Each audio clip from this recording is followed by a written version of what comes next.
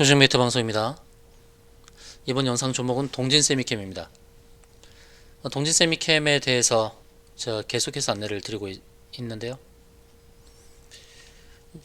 이전 영상에서는 제가 애국 테마보다는 2차전지 쪽에 더 많은 중점을 두고 소개를 했습니다. 자, 동진세미캠 이 회사 작년에 코로나의 불황 속에서도 9천억대의 매출액과 또 1200억대의 영업이익을 거뒀습니다. 동진세미캠이 주로 하는 것은 노광 공정에 사용되는 포토레지스트 관련 전자재료 사업이죠. 포토레지스트, EUV 포토레지스트 국산화를 하게 된 그러한 애국주입니다. 그리고 2차전지 관련해서 분산 기술을 응용한 고출력, 고용량 도전제 슬러리를 제품화했다. 그리고 음극재 개발에 힘쓰고 있다 이렇게 나오고 있죠. 제가 제일 중점을 두고 있는 것은 바로 2차전지 음극재입니다. 음극재. EUV 포토레지스트 국산화도 의미가 있지만 그보다 회사에 더 큰 이익을 줄 수 있는 것이 음극재 생산일 것입니다.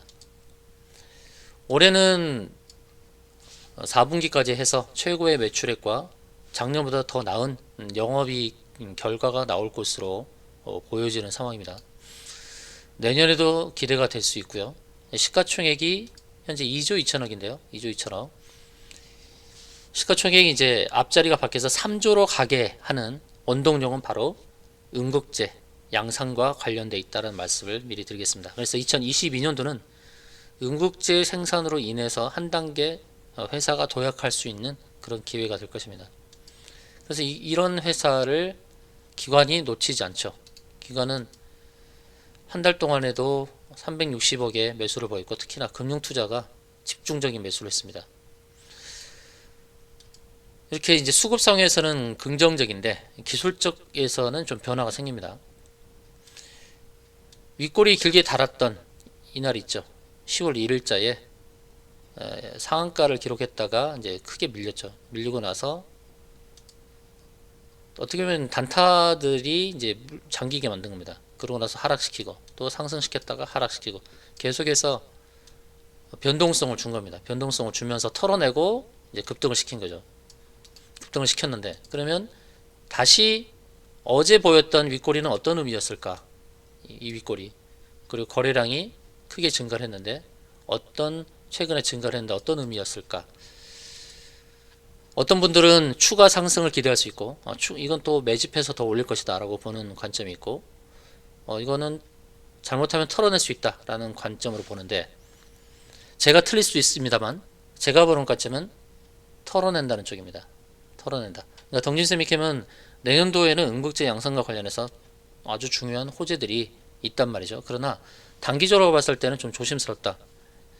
자, 일봉상에서 이렇게 보면은 잘 보이지 않아요. 이렇게 보면은 두 개의 상승 고점만 나온 것으로 보입니다. 이렇게 되면 고점이 하나 더 나올 수 있다는 기대감이 있죠.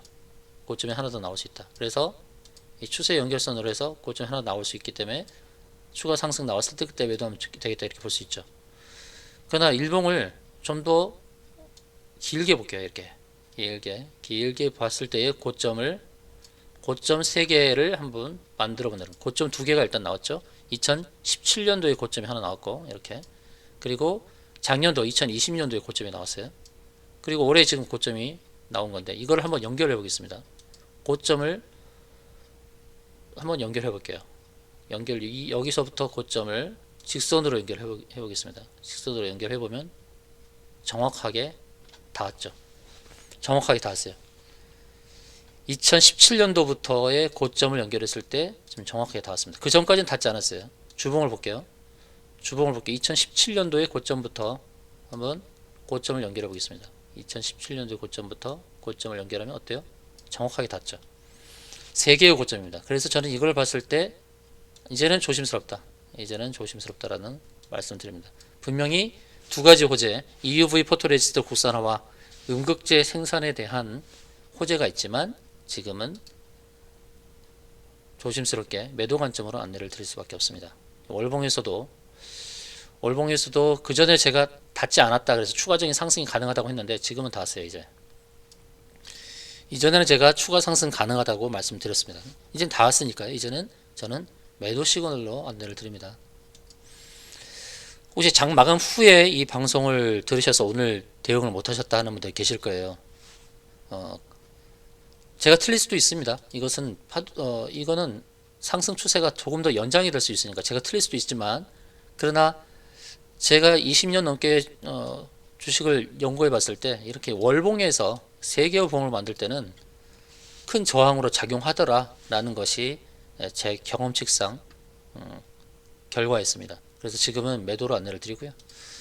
대응을 못 하셨다 하는 분들은, 매도 대응을 못 하셨다 하는 분들은 저한테 아래에 나가는 휴대폰 번호로 문자를 주십시오. 동진 대응 이렇게 문자를 주셔요. 그러면 어떻게 대응해야 될지.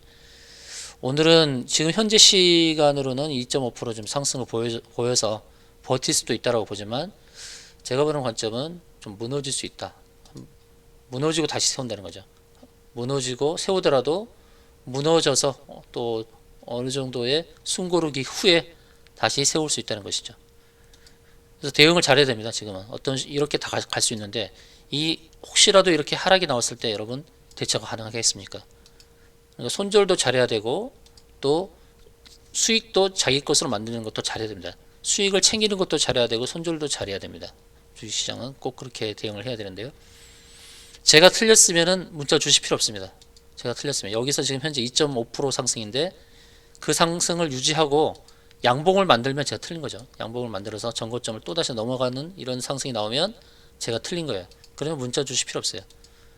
근데 제가 맞다면 결국 주가가 무너져서 오늘 혹시 음봉이 나오고 또 월요일도 음봉이 나오는 이런 흐름이라면 도움이 필요하시겠죠. 대응이 필요한 겁니다. 혹시라도 이렇게 오늘 장에서 마감 시에 음봉이 나와서 깜짝 놀라신 분들은 대응법을 저한테 요구하시면 됩니다. 동진캠 대응 이렇게 문자 주시면 대응법을 알려드릴게요. 현재 2.5% 상승해서 이 상황을 유지 못하고 음으로 마감했을 때